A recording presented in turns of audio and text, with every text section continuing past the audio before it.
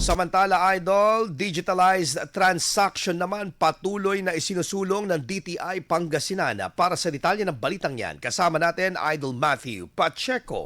104.7 IFM Report.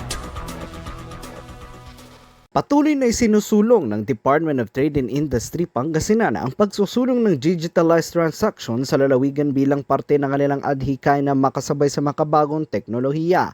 Sa panayam kay DTI Pangasinan Provincial Director at OIC Assistant Regional Director ng DTI Region 1, Natalia Dalaten, inilahad nito ang importansya at mga bentahe ng paggamit ng Paleng QR, isang programang gumagamit ng cashless payment sa mga pampublikong pamilihan at transportasyon.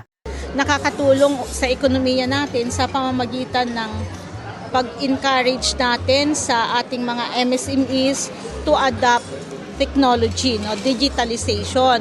Tulad nung sinabi nila kanina, yung palengke QR kung saan yung mga seller, mayroon na silang QR code para yung mga bibili, wala nang problema sa short change or wala nang problema sa kulang ang barya, ganun, eksakto yung kanilang payment.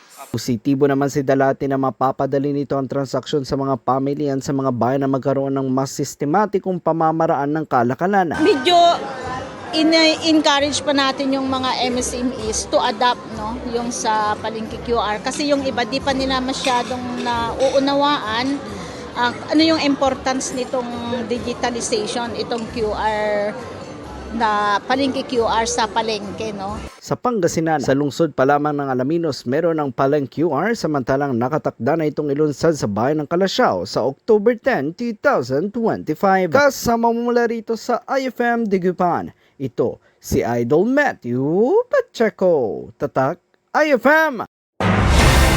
IFM News. IFM News. IFM News.